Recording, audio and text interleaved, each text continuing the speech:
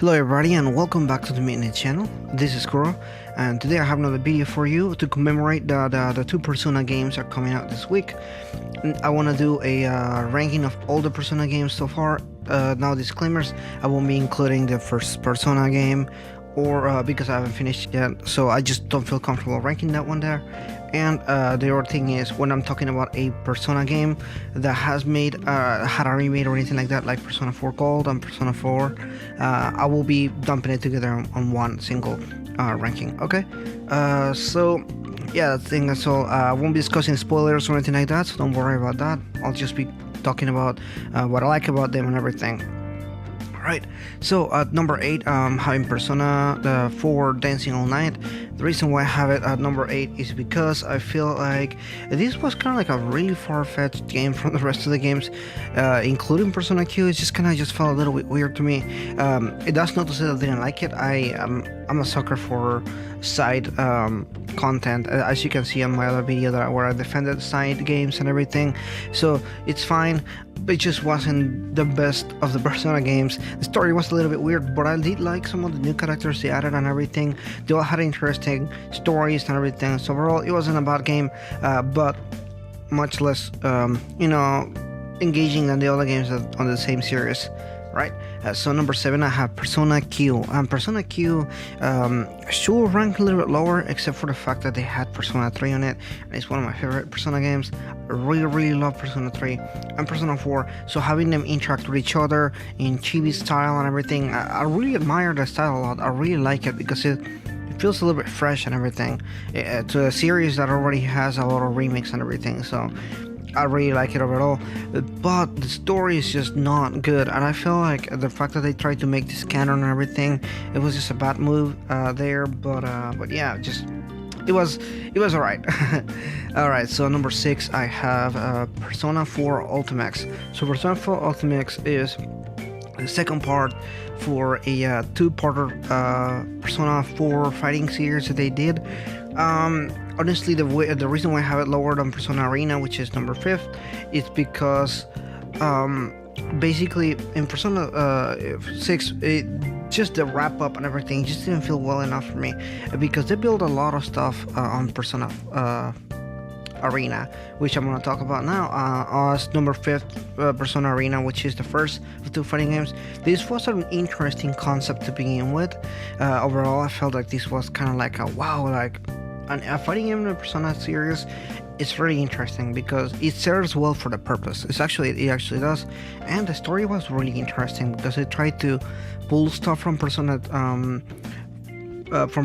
on it, and they brought the characters back, but now years later, so that all adults, they have lives, they have lived a different life, and they have done stuff. So this is a really neat idea. I really like it a whole lot. But Persona Arena Ultimax, which is the second part of the two-parter game, it just didn't wrap up as well as I thought it was gonna do. Even though they teased a lot about new characters and everything, it just didn't do it well enough for me.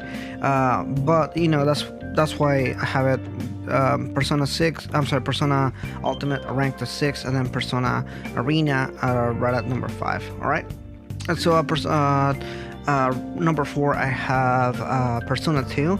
Persona 2 came out also in two parts, but over the years people have just dumped them together, and I feel like it should, because it's a single story, just stretched out in two different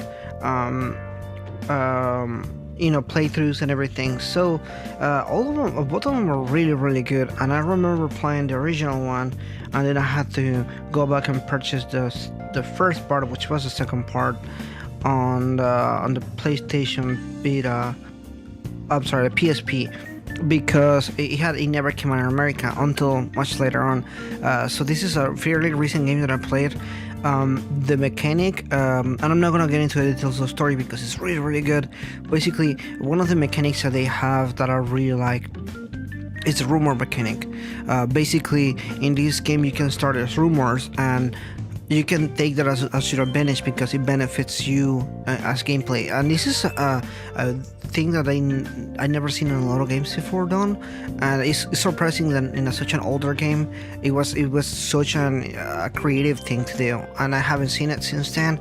Hopefully another game does this. Persona 3, 4 and 5 didn't do anything like that, and I would like something like this, because it really does change the world around the characters and everything. The interactions is pretty interesting too, so I think this is a pretty neat thing. The story is really good too. Both of the different parts are separated, so from here on all the games are really good. There's just different stuff that I like more about other games. That's it. So number 3 I have Persona 4, and Persona 4 it did get a lot of sequels. I don't know, some of the things that I like about Persona 4 are the interactions with each other, with the different characters, because the main team, the investigation team, has long-lasting friendship, and you can see that the characters like each other and everything, and it has a really believable friendship. The story is good, but it can fall a little bit predictable at times, and I think that's why they didn't rank as higher as the other ones. It's still really good. I just think that Persona 5 and Persona 3 did it a little bit better. Alright, so number 2 I have Persona 5, and Persona 5 is the newest entry in the series. Actually, I feel like this is really tied to my number 1 ranking here, and one of the reasons being is that this Persona 5 game just really like pushed boundaries forward, and not just for Persona games, but also for like RPGs in general. Like they did so much, and they added so much to the genre that I'm very invested on it now. Like I would like a second part for Persona 5. It's just because the style is really good, the music is amazing. I love all the music, and this is gonna be a ranking of its own. And all of these Persona games deserve a video of its own as well. But Persona 5 just did a lot of things right. The story was really good. The characters were amazing. Just the interaction with them was really good. Just seeing them come from strangers that don't like each other to like believable friends is something that I really like. And so is on number 1, which is Persona 3. Now Persona 3, I played this one a couple times because they remade it 3 times, and one of the things that I like about this game is that this game is really straightforward as far as what will happen to you throughout the game, because it's one of the franchises they sell through the game. Now what I like about this one is the themes are really mature, and I'm not talking about that the other games don't, because all of them do this. All of them have a mature theme to them, whether it's Persona 2 or Persona 4 or Persona 3 or Persona 5, all of them have, even the spin-offs have mature themes, and they deal with them pretty well.